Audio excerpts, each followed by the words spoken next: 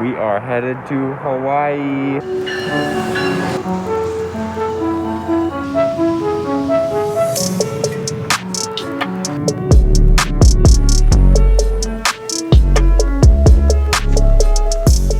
We are hiking down there.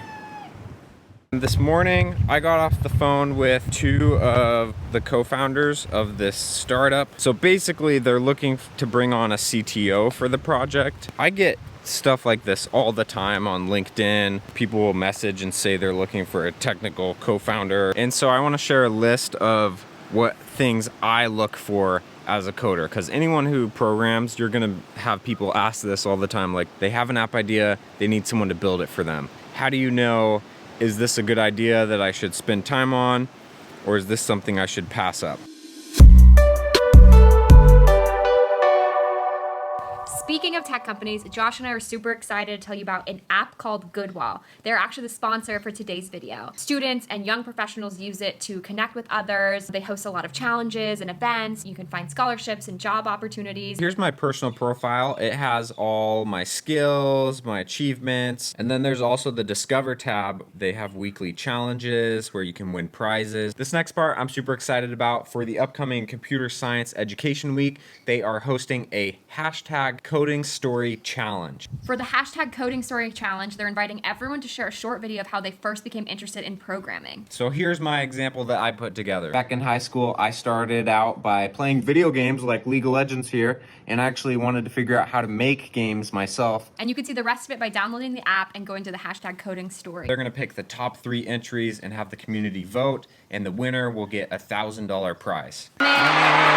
To participate in this, all you need to do is download the Goodwall app on iOS or Android, and it's absolutely 100% free. And then you need to film a 60-second or less video with the hashtag Coding Story, upload it to the app sometime between December 7th and December 13th. Listen, we want one of our subs to win the $1,000. So film your videos and get posting, y'all. Now let's get back to how to evaluate startups. So if you've heard of Matterport, it's this 3D house walkthrough. What are these 3D 360-degree virtual tours? Well, here is an example. Essentially, you click a link, and as a viewer, you can explore a property. You could walk yourself through a property. Rather than looking at distorted wide-angle images, you could get a real sense for the size and layout of a property.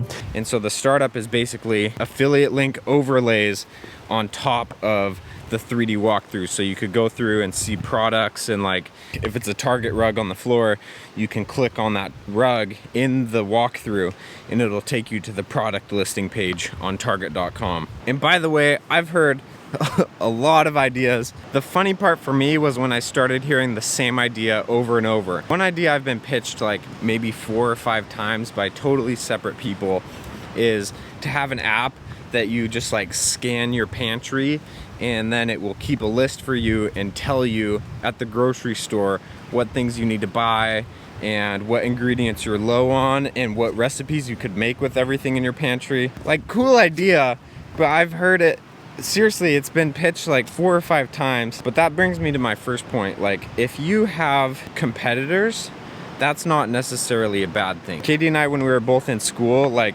there's this whole concept around my idea, like I created it, we're the only ones in this space. And a lot of startup founders get their idea and then they'll work on it for like 2 weeks and then learn that someone else has created it already. And they'll get kind of like bummed out, lose a bunch of motivation. But honestly, something that Katie and I have both learned working in tech for the last 2.5 years is that competition isn't a bad thing at all. So Katie's job at AppLovin is a good example. Like, that industry of mobile advertising is dominated by Facebook and Google ads, but AppLovin is still able to be like a multi-billion-dollar business because they're competing in the space. That's one thing you shouldn't worry about. If anything, having competitors in a space means that it's a good viable idea and other people are working on it too. So another thing I think is really important to look for is product validation and market fit.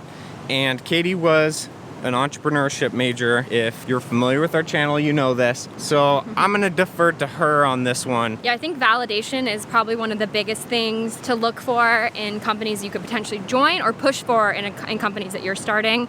There's a lot that you can validate pre-putting in any effort or any money into developing a product. It's gonna happen throughout, but a good chunk of validation should happen prior to a program or building out even like a mock-up. So stage 1 of validation is gonna be validating the market.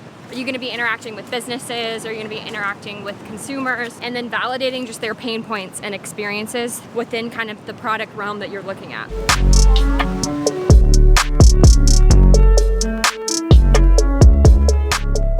And then I would say the last thing that I try and pay attention to is the other co-founders' track records. I mean, there's a lot of factors that go into whether or not a startup is successful and makes money. Probably the strongest indicator is like, have these co-founders worked on other things that are successful? If the founder of Square or Stripe or something was gonna start a new startup, everyone would jump on that because they know they have a good track record. They've created like an incredibly successful business before. They know how to make this work.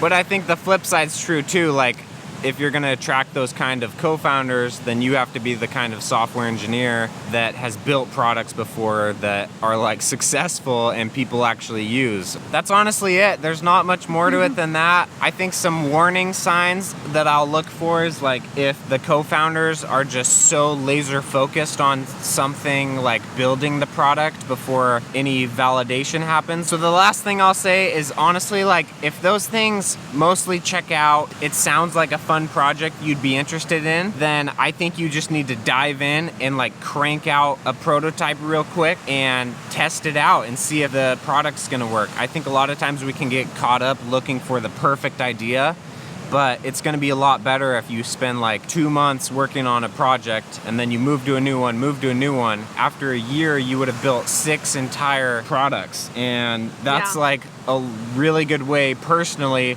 to just test out different startup ideas. Throw your hat in the ring 100 times and one of them's gonna work out and could be an amazing financial opportunity and just opportunity in general. That's it for the vlog.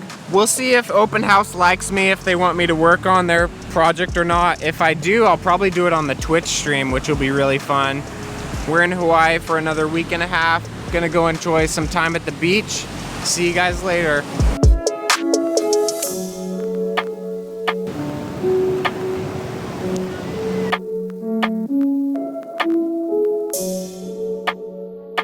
Figure it out.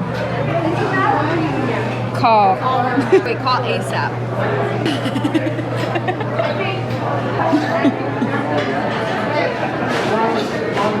That's so funny.